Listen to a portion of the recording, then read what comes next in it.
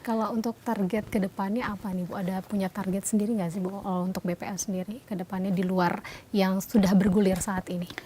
Kita harus melakukan modernisasi tentunya. Okay. BPS harus bertransformasi menjadi lembaga statistik yang modern. Kan tentunya banyak sekali perkembangan teknologi saat ini yang harus diadopsi. Dan saya selalu sampaikan kepada teman-teman bahwa adopsi teknologi untuk proses bisnis statistik itu bukanlah sebagai pilihan, tetapi ini harus menjadi keharusan kita untuk melakukan transformasi menuju lembaga statistik modern dan berkelas dunia. Nah, oleh sebab itu salah satunya yang kita lakukan berbagai terobosan, pertama memanfaatkan big data untuk menghasilkan statistik resmi negara ini. Contohnya apa? Tadi yang saya bilang, statistik pariwisata atau statistik wisatawan Nusantara nih. Ini kami menggunakan mobile positioning data. Jadi posisi dari handphone kita semua ini bisa dilihat kemana nomor itu pergi. Jadi misalnya, tapi nggak usah khawatir, karena kami akan selalu menjaga kerahasiaannya dan ini identitasnya ditutup. Jadi saya nggak tahu itu HP punya siapa dan siapa itu, tetapi yang jelas dari metodologi statistik yang juga sudah dikembangkan di berbagai dunia, ini dengan pergerakan data posisi mobile phone kita bisa melihat berapa orang yang pergi ke Solo, yang berapa orang yang komuter. Jadi komuter itu artinya tiap hari dia Jakarta Depok, itu tidak kami hitung sebagai wisatawan Nusantara. Tapi kalau dia suatu saat Mbak misalnya dari Jakarta, biasanya tempat tinggalnya kan kelihatan dia tiap hari tinggal di Jakarta. Suatu saat pergi ke Bali, nah itu akan dihitung sebagai wisatawan Nusantara. Nah itu big data yang kita gunakan. Itu salah satu. Yang kedua adalah kita juga sudah mencoba untuk mengadopsi digital questionnaire untuk melakukan survei. Mayoritas dari survei kita sudah tidak lagi menggunakan kertas. Kita menggunakan gadget. Kayak misalnya menggunakan smartphone gitu. Jadi petugas surveinya itu sudah menggunakan smartphone untuk kemudian melakukan interview atau sensus ataupun survei pakai smartphone. Begitu nanti datanya diisi, begitu langsung kemudian selesai, submit, langsung masuk ke pusat data kita, data center kita. Jadi prosesnya juga tidak terlalu lama, memperpendek waktu proses dan juga membuat data itu tidak lantas tercecer atau bagaimana, tetapi langsung masuk ke pusat hari itu juga, detik itu juga. Nah terus kemudian kita juga sudah memanfaatkan geotagging. Apa itu Bu? Geotagging itu lokasi. Jadi kan di geotag tuh maksudnya titik lokasi. Kan kita kalau pakai Google Map ada koordinatnya. Misalkan kita klik begitu koordinatnya. Jadi kita juga di dalam beberapa pengumpulan data juga sudah dilengkapi dengan geotagging. Sehingga misalnya rumah ini sudah disurvei keluarga A, terus lokasinya di mana di tag sama gitu. Petugas BPS, petugas survei. Nah, tentunya kan tahun ini BPS itu akan melakukan sensus ekonomi. Yang sensus ekonomi ini pekerjaan 10 tahun sekali. Karena sensus bukan survei. Artinya ini gawe besar tahun ini Bu ya?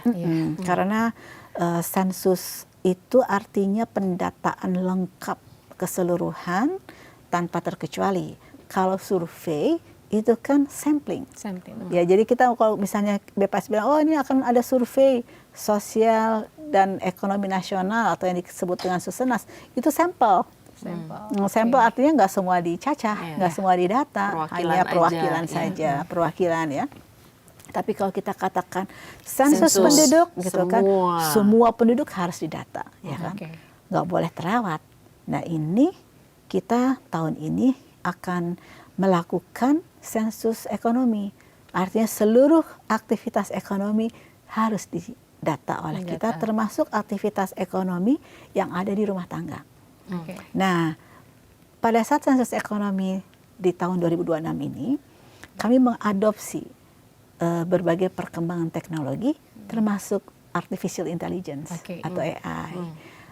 Pertama, AI yang kita lakukan adalah untuk training petugas. Nah, kan kita bisa bikin video berbasis AI, ya kan? Ini udah kita siapkan yang kita sebut dengan 17 video micro learning. Ini kita generate dengan AI, kemudian nanti ini akan menjadi basis petugas untuk dilakukan pelatihan. Jadi ini kita juga melakukan efisiensi di situ. Ternyata AI bisa juga meningkatkan efisiensi dalam pelaksanaan sensus. Yang kedua, kami menggunakan AI untuk membantu petugas mengklasifikasi jenis kegiatan usaha. Karena terus terang error ataupun kesalahan yang cukup signifikan kalau petugas di lapangan salah mengklasifikasikan jenis aktivitas usaha. Kenapa? Karena kita kan punya KBLI, klasifikasi baku lapangan usaha Indonesia. Kami baru menerbitkan di Desember 2025 dengan peraturan Badan Pusat Statistik. Di situ ada berbagai jenis dan klasifikasi sampai 5 digit. Jadi misalnya restoran atau kafe atau misalnya dia adalah toko kue, itu beda-beda klasifikasinya. Jangan sampai petugas di lapangan salah menuliskan kode datanya jadi salah, Ibu ya. Iya. Nanti misalnya tukang cukur dipikir jadi toko rambut, kan beda gitu ya. Jadi atau misalnya toko kue padahal dia adalah pabrik roti, kan beda jenis usahanya. Nah, untuk meminimalkan kesalahan potensi dalam melakukan klasifikasi itu dibantu oleh AI. Jadi nanti AI itu sudah kami tanam di dalam digital questionnaire-nya para petugas, sehingga pada saat nanti ini dia begini ada karakteristik, misalkan dia harus memasukkan dia bentuknya ini karena ini dia punya roti, terus kemudian roti diproduksi sendiri. Nanti kemudian AI akan membantu termasuknya kemana klasifikasinya. Ini untuk meminimalkan error tadi kesalahan. Tapi berarti kan penerapan AI itu sendiri lebih kepada petugasnya, Bu ya? Petugas, kami juga ada chatbot nanti untuk baik petugas maupun masyarakat umum mau bertanya atau berdiskusi tentang sensus ekonomi, kami sediakan chatbot. Yang berikutnya juga kami lakukan live tracking untuk petugas. Live tracking itu seperti Gojek kan. Kalau Gojek kan kita bisa lihat posisi di mana gitu kan. Barang kita bisa diantar di mana. Itu juga akan kami terapkan dalam sensus ekonomi dengan live tracking kita bilangnya. Untuk memonitor posisi petugas. Jangan sampai petugas ngisi-ngisi padahal dia tidak ke lapangan, gitu ya. Ya soalnya urusannya data se-Indonesia dan banyak petugas juga, Ibu ya, melibatkan banyak petugas. Dan urusannya juga masalahnya adalah kita harus menghadirkan data yang akurat kan, statistik yang berkualitas, bermakna dan berdampak, itu tagline kami. Dan kami betul-betul harus memberikan komitmen bagaimana statistik yang kita hasilkan ini betul-betul berkualitas. Menarik sekali bahwa teknologi. Sama satu lagi nih, teknologi geotagging juga kami gunakan. Jadi kami akan tiap petugas setelah dia kunjungan, dia harus tag lokasi. Menarik sekali bahwa teknologi ini membantu produksi data dan juga bagaimana kita semua dipaksa untuk menjadi melek teknologi dan bersahabat dengan teknologi itu sendiri. Satu lagi boleh pesan nggak, Mbak? Apa itu? Jadi kalau nanti petugas sensus ekonomi kami itu datang ke rumah siapapun, tolong jangan ditolak. Dan kalau ditanya, tolong berikan jawaban yang sebenar-benarnya.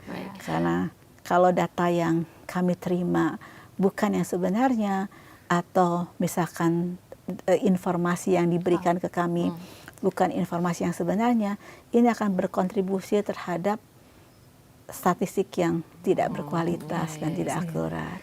Jadi tentunya keakuratan statistik yang akan kami hasilkan dari sensus ini juga bergantung kepada kejujuran dan kesungguhan responden menjawab pertanyaan petugas sensus kami.